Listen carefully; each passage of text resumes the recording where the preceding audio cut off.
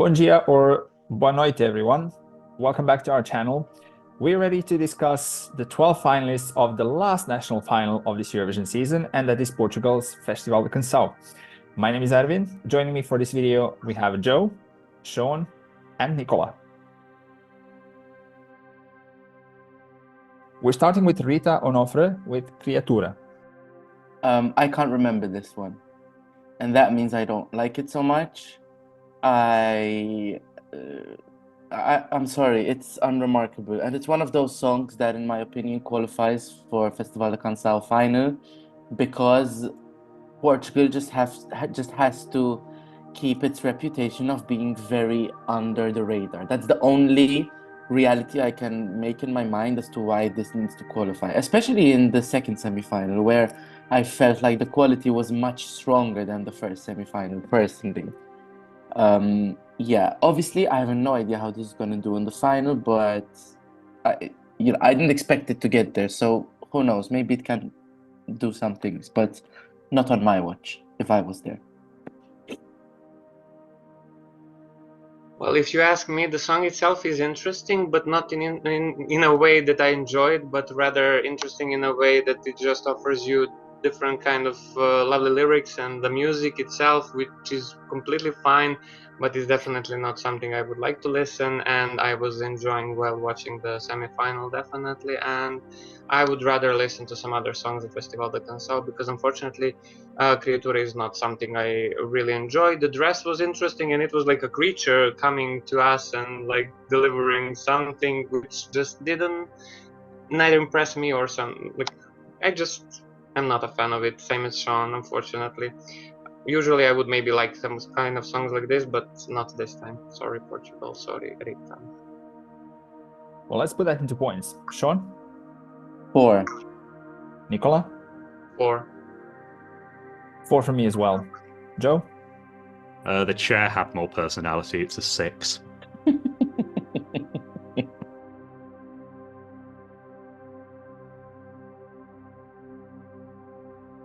We continue with Perpétua and Bem longe daqui.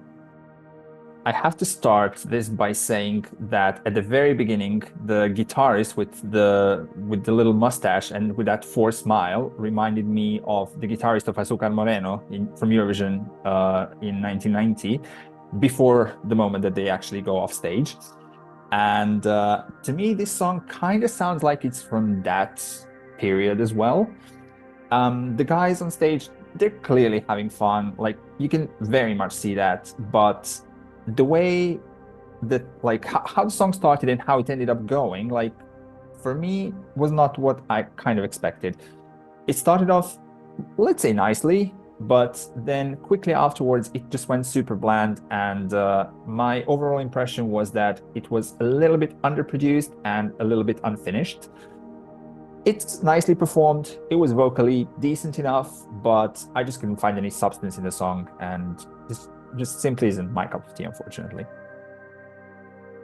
It's so funny that you saw Azúcar Moreno in this, because like I think the combination of like the sort of the neon colors and like the sort of the turtleneck and suit combo, like the split screen, the goofy dance moves, for me it was the sort of thing that like Lake Malawi might put on their album, like, but add to that they've got their sister in to sing the song, who clearly, by the way, is having the time of her life, and you can kind of see it in her sort of, happy-go-lucky attitude on the stage, perhaps at the expense of actually singing the song, which is something that she can rectify in the final. But like, yeah, I do see what you say about this being maybe a little bit underproduced. It's unmistakably very 80s, and I do think that adds, like, the underproducedness does add a little bit to like its FDC, so that you kind of get away with it there. But like the whole thing for me, it kind of gave like anime opening or something. It's very cute, it's very cartoony.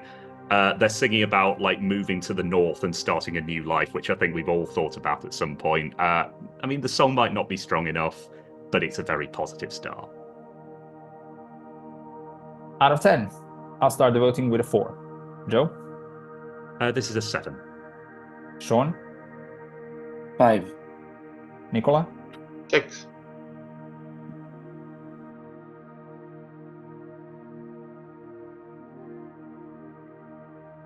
Next up, we have No Maka featuring Ana Maria with Aceitar. This is the song which I enjoyed from the audio versions the most, and definitely something which I would like to listen because of the music, which is very nice. Also, the lyrics are enchanting and I really feel connected to them. And when they performed it, I felt a little bit disappointed because I expected them to be better. Unfortunately, they didn't deliver quite as well as I expected them to deliver, but still that doesn't change the fact that I do enjoy the lyrics and I feel connected with them every time when they were performed or sung. So it is definitely the one which I really enjoy, maybe even the most of the final Festival de Canção. And I love everything except the fact that they didn't have a lot of energy while performing it, because I think that would be improving the song itself quite much. So, I mean, I'm going to take a slightly different view, Nicola. So, I'm going to preface this with found out recently that Numaka, the name Numaka, actually means no problem in the Kimbundu language of Angola, where they take a lot of their musical influence. My problem with this is kind of the opposite problem that Irvin seemed to have with Perpétua, and it's that, like, for me, there should be kind of a certain level of sort of, like, just tweaking the underproduction just a little bit, because this is Festival de Canção after all, and it kind of suits the sort of the minimalist staging. I feel like this song, and I think because like these are two very professional producers behind it, and like, you know, it's kind of no fault of their own. They've had stuff re-recorded by Madonna in the past, you know. This to me would just erred on the side of overproduction. Like, it's very tinny, it's kind of undersung, it's in true Apprentice style, it is overpromised and then undersold. Like, you know, you have this sort of cardboard cutout cityscape that was sort of giving a glummer version of Rockefeller Street. I watched it again on my commute home and I still forgot it. Like, it's not offensive, but it just kind of lacked that sort of pureness that I kind of need from Festival de Canção. And in a year when there are so many strong female vocals, this just kind of fades into the background for me. Out of 10 for Aceitar. Nicola? 8. I'll give it a 5. Joe? Down the middle, it's a 5. Shaun? I don't know what you guys are smoking over there. It's an 8.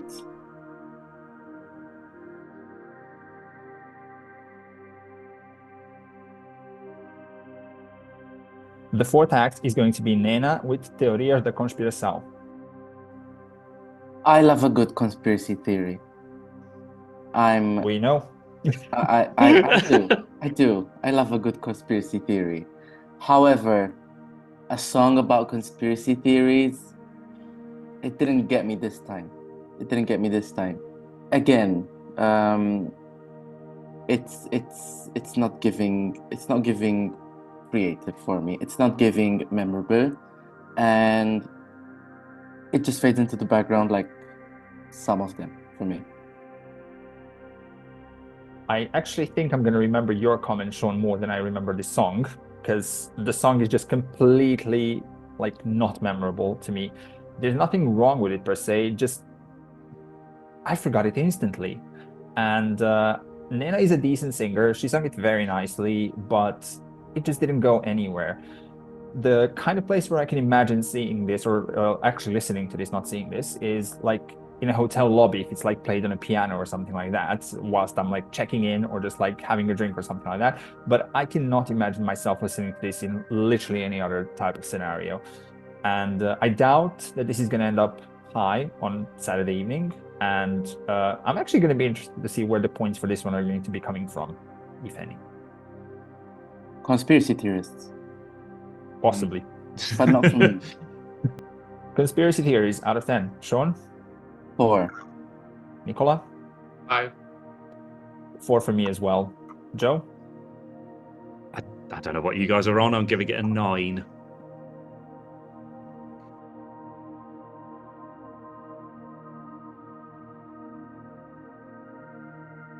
Next up, we have Buba Espinho with O Farol.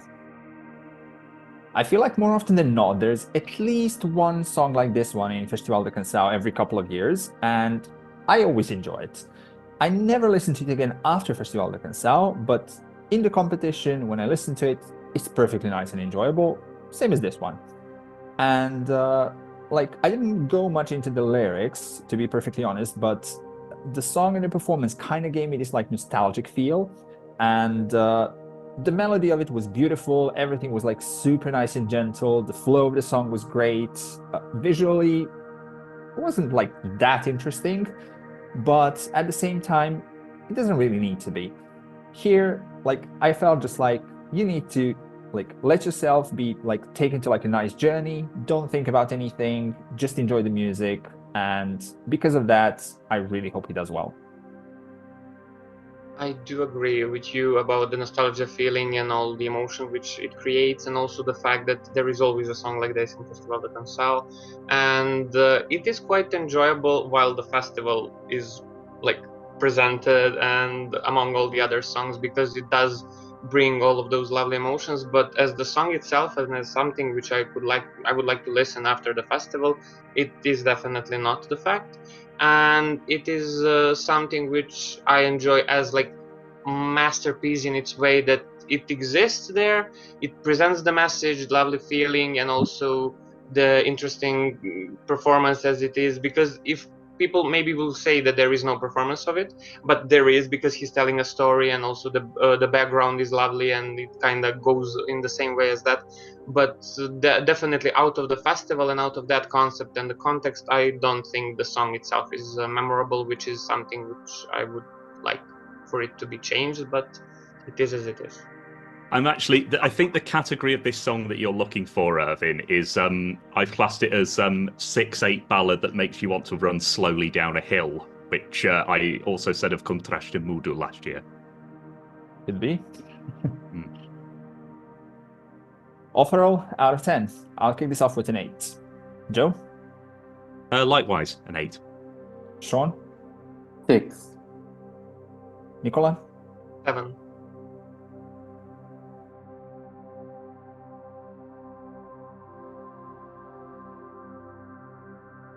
Next up, we have Cristina Clara with Primavera. Finally, I found one that I liked. Congratulations to me. Parabéns. Yeah, I always like this one. I think I've had a very consistent journey with the song from the minute I heard it the first time until I saw it on stage. I actually remember most of it. I remember her big hair. I remember the shoes on stage with all sorts of things coming out of them. I remember her dress. And most importantly, I remember the song. The song is memorable. The song is giving me some local flavor, which is something that by now I think people have gotten used to the fact that I come to Eurovision for local flavor. So obviously I'm going to appreciate this one.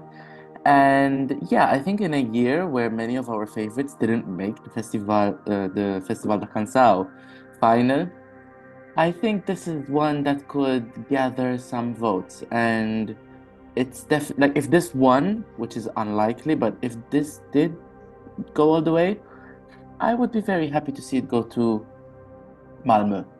Yeah, so I will honestly, I will second what Shaun said there. This is one, everyone that I interviewed at Festival de Canção said that, mentioned this song when I said, have you listened to other people's songs and what do you like? This is a song for lovers of Festival de Canção. It has sort of echoes of, fado and choro and just, every sort of, sort of indie Portuguese style of music. And I think it was a wise man once said, for win the festivals, you have to say Saudade, you have to have Jasmine, you have to have Adolphe and Free Willy by the Sea, and this has all of that and even more.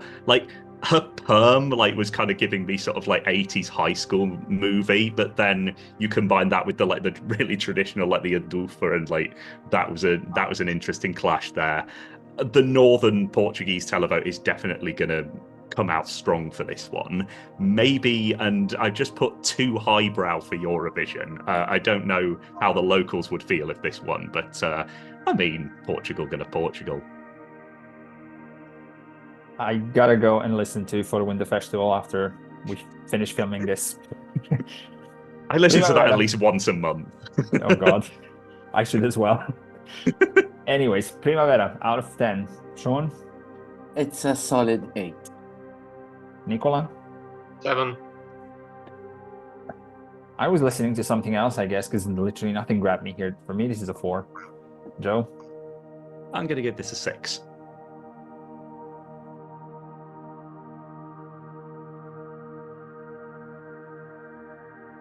We're halfway through, and we continue with Joao Borsch and Pelas, costuras.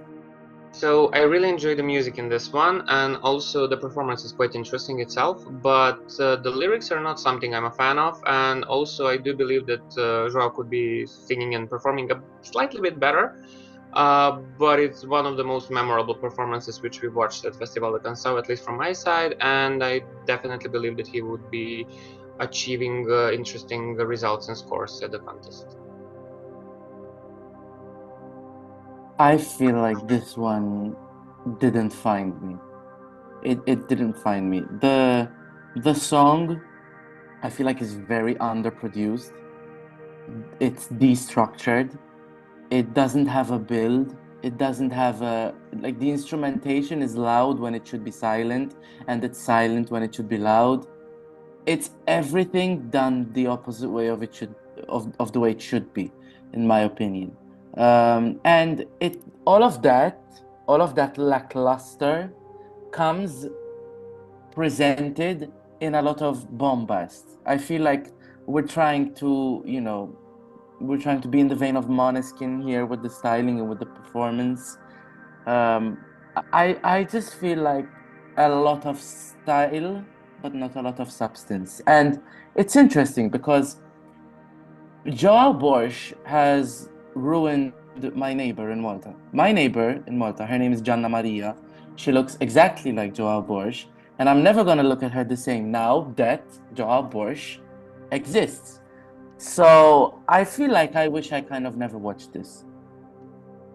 Of all the places I thought that was going, that was a curveball. Joao Borsch, out of 10. Nicola? 7. For me, it's a 6. Joe? I love this. It's a 9. Shaun? It's a 6.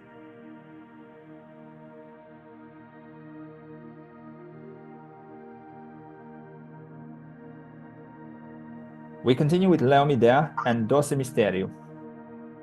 So, I mean, obviously this one holds a dear place in my heart because I had the privilege of chatting to Leo just before the show. Go and check it out if you haven't already. It's a wonderful time. So basically, Leo is somebody like for whom music just runs through his veins. Like, you know, he kind of got into it by accident when he was a film student out in Rio. Like, he recorded his first album when he was 18, and then he arrived in Portugal like to pursue his dream as Salvador Sobral was winning Eurovision. So Festival de Canção has kind of been this sort of glint in his eyes for ages, and like you can just see that in his performance. Like, he has this sort of love of like old school sort of bossa nova, like particularly the Gitano Veloso album Bicho, which he references in the song. Like, this is the sort of song that makes you want to wander down the promenade in Rio with a caipirinha in your hand. And like, his smile, his infectious sort of like the way he just dances like without any effort. Like, it's I just put here it reminds me there's a Brazilian concept called gambiarra, which is kind of like, it loosely translates as like bodging, but like it's kind of making something out of nothing. And like, I saw a lot of people online say it needed more staging. He needed to sort of exploit the fact that, you know, this is very acoustic, it's got lots of instruments in it. He needed like maybe just a couple of dances or something. But to be honest, I think that like that style really suits the song, and you just need him to project, and he absolutely does that. And I think this has a captive audience. This is going to come top 5, I think. I might have jinxed it, but that's my opinion on this song. We'll find out whether you did or not. I shouldn't have said that. I mean, I may be repeating myself from like the previous videos, but like if you watched any of the previous videos, you're gonna know that I love seeing someone just enjoying themselves on stage, and it just immediately gives you like a positive vibe. And this entire season, I haven't seen anyone enjoying being on stage as much as Leo is. I think the staging was done the way it should be, with mostly the focus being on him, but what I do feel that should have had more work was the actual song. The song for me is just way too simple. It's not that interesting, but as I said, seeing him perform that's what lifts the whole impression up for me a little bit. He's a good vocalist, he's a good performer. Just give him a better song. That's all. Out of 10, Joe?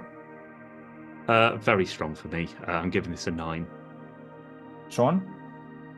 One of my favorites too. It's a 7. Nicola? 7. 5.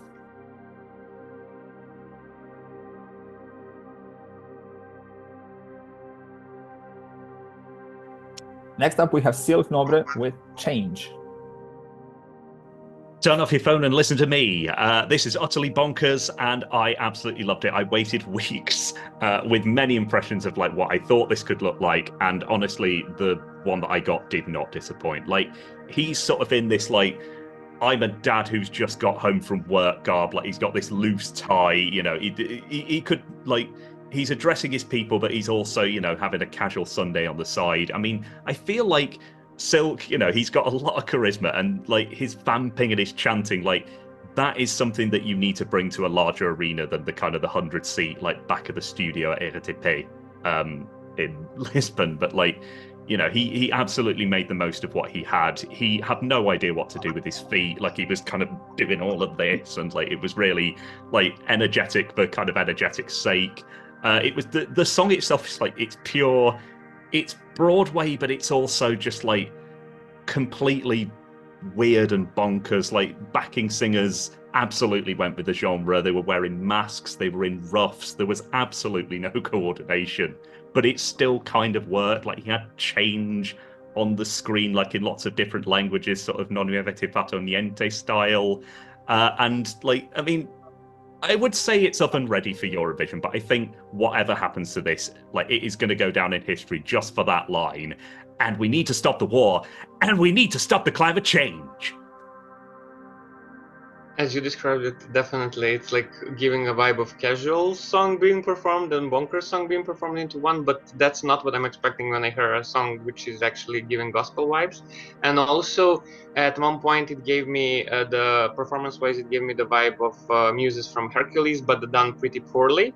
And I was not a fan of that. And also the fact that it's like casual twist on a gospel song, it just doesn't mix well with me, because I prefer it to be more uplifting and enchanting and mysterious in a way, and not so crazy and also utterly dull regarding the song itself. And the performance was crazy and really interesting, but still, it just, the mixture of those two just didn't hit quite well with me. So it's one of the songs which I enjoyed the least of this year's Festival de Canção, even though songs like that, as I previously mentioned, are something which I really enjoy listening. Gospel is something which I definitely enjoy, but not done in this way. Can I say something? I am just thrilled that Janville from Malta didn't get his hands on this song, because if he did, he would have gone with it, and I wouldn't have enjoyed this song half as much as I do. It's like a mix between Janville and, yeah, Hercules. Who do you think you're kidding? He's the earth. Exactly, that's the one which I had in my Yeah. mind together with Muse, Yeah. but yeah, never mind. Contrary to Shaun, I probably would have enjoyed this a little bit more if it were Jamville. Let's score it out of 10. Joe? I don't care. I'm giving this a 10. I will be his personal cheerleader. Shaun? 6. Nicola? 4. For me, it's a 5.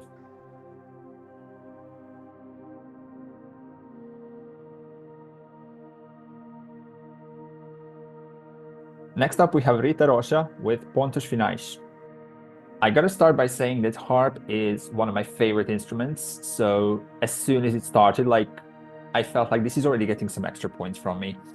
And I enjoyed how gentle and like how nice this song actually is. It has like a very easy flow, and Rita's voice suits the melody, suits the song. And I also enjoyed like how she was playing with her vocals a little bit, like in the song. Towards the end, when the song was going a little bit more rocky, I started wondering if this is like gonna go like full-on Cristina Ramos style, and whether it's gonna surprise me or all of us, but sadly it did not. I'm not entirely sure whether I would listen to this song by choice, nor would I send this to Eurovision, just to be very clear. But in this competition and in this lineup, this is, for me, not bad at all. And it's perfectly enjoyable. Yeah, you mentioned two things that I really like. I love harps. One of my favorite harp songs at Eurovision, Quartissimo, featuring, I forgot the name of the girl. Love that. Martina. Martina, one of the most underrated songs ever. And Cristina Ramos, I'm a fan. I am a huge fan. I would have loved to see Heartless Game representing Eurovision at San Marino. Yeah, this is not the most memorable thing in the world for me. I struggle. I wouldn't send it at Eurovision. Maybe, you know, maybe I need an ADHD pill, and I do have ADHD. So maybe people have mentioned that in the comments in these last few days. Maybe that's true. Maybe that's true. And fun fact, sometimes I do forget to take my ADHD pills. So I'm just gonna blame it on my absent-mindedness. But sorry, Rita, it ain't this year. Well, let's score it out of 10. I'll start with a 7. Joe? It's so funny that you mentioned that you love harp because it just makes me think of all my old alarms, and like that intro just makes me think I've got to like do my exams. So I'm giving this a 5. Shaun? 4. Nicola? Just because of the harp, it's a 6.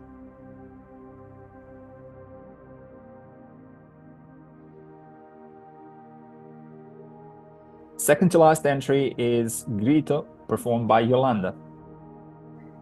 When I heard the studio version of Grito, I didn't like the song a lot because of the fact that it felt a bit repetitive and I couldn't connect with it at all. But definitely the performance of the song was quite uplifting, and it brought that mysterious vibe, and it was very catchy and very interesting. And even the fact that the song itself is very repetitive didn't bother me at all, because the performance lifted it up quite well, and it is something which I could be watching again, but it still stays there in the line of the songs which are not something which I'm a big fan of. So it's something which I can see again, but I'm not a huge fan of it in the end. There are quite a few ballads in this final, as per usual in Festival de Canção, but for me this one stands out for being the most Portuguese one of them all. But that's not the only thing. Like, it also stands out because the performance actually has a concept. The choreography of it works well. The performance looks good on screen. So it's all positive. Iolanda is also an amazing singer. She manages to sell the song, which is very important, especially for this type of music. And also, I like how the song develops, how it builds up, and especially like in the second half of the song. So I do feel that like this is going to be a contender for victory on Saturday, and quite deservedly so, I have to say. It might not be like the ideal song that I could imagine for Portugal in Eurovision, but like I really enjoy it, and I think it's like way ahead of most of the other songs in this contest. Grito, out of 10. Nicola? It's a 6. For me, this is an 8. Joe? Likewise, the live performance did wonders on me. I'm giving this a 7. Shaun? I don't like it. I feel like it's overrated, and they all look like altar boys on stage. It's a 6.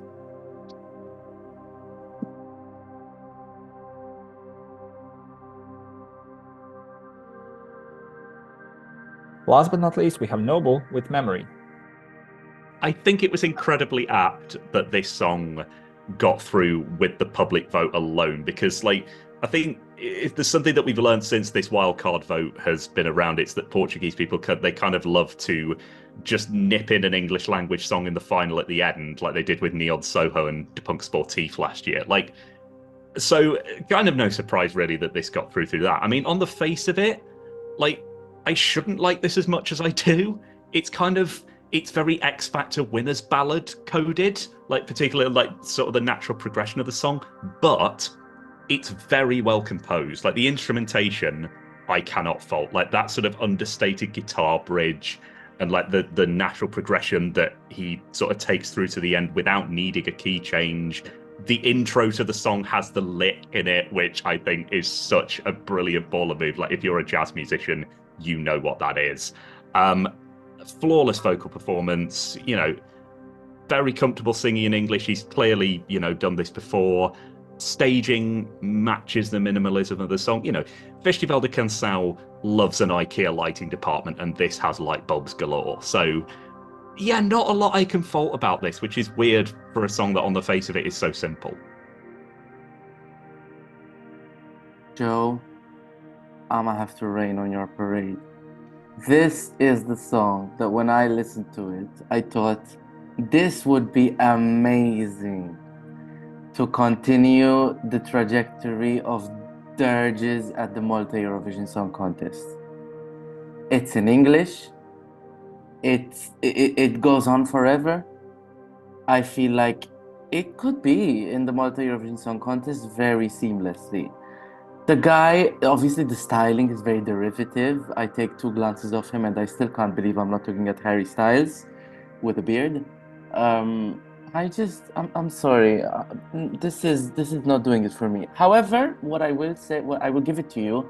I feel like the performance came together nicely, and for that reason, it made it a little bit more memorable.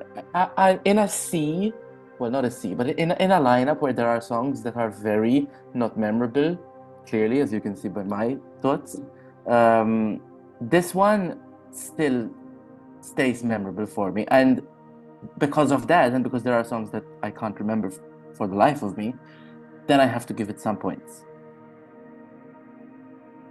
Talk about points. Out of 10, Joe? I'm going to give this an 8.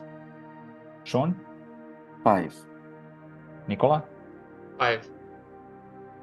I'll go with a 6. As you can see, the favorite of the 4 of us is Buba Espinho, who scored 29 points, and we have a tie for second place between Joao Borsch and Middea, who both scored 28. Now, Buba may have won our vote, but let's try and predict who is going to win Festival de Canção and represent Portugal in Malmö. I mean, honestly, I would love any of those top 3 to go, and I think, all of them might have a chance, but everything at the moment seems to be pointing to Iolanda kind of has a nailed-on victory here. I think her biggest challenges will probably be Joao Borsch, maybe Rita Rocha as well, but, yeah. I mean, in a season where you can't really predict, who Portugal is going to vote for, or who anyone's going to vote for, I wouldn't want to put all of my money on Iolanda, but I think I would put a significant amount on, Iolanda is going to win this. I would love to see an upset, a shock victory. Middea, that would be great. When was the last time we had a Brazilian at Eurovision? Cristina, Clara. No Maka featuring Ana Maria. Though any of those 3, I would love to see. However, it's gonna be Iolanda, isn't it? Well, I think it's gonna be definitely between Buba Espinho and Iolanda, and if I need to pick one, which is definitely a hard thing to do, I think Buba could have this in the bag in the end. I think we're going to end up with quite an interesting result, and I kind of agree with Shaun. I also want a surprise winner. We haven't actually had that many this season, so it could be a nice surprise, but I think that Iolanda is miles ahead of everyone else here, and this is why I think it's going to be an easy win for her. Muito obrigado, and thanks everyone for watching. Let us know in the comment section below whether you agree or maybe disagree with any of our thoughts and opinions, and also subscribe to our channel for being up to date with all Eurovision news, as well as all of our upcoming interviews with the Eurovision entrants. I want to thank Joe, Shaun, and Nicola for joining me for this video. We're going to see you very soon with our next videos, and in the meantime, enjoy the final of Festival de Canção. Bye!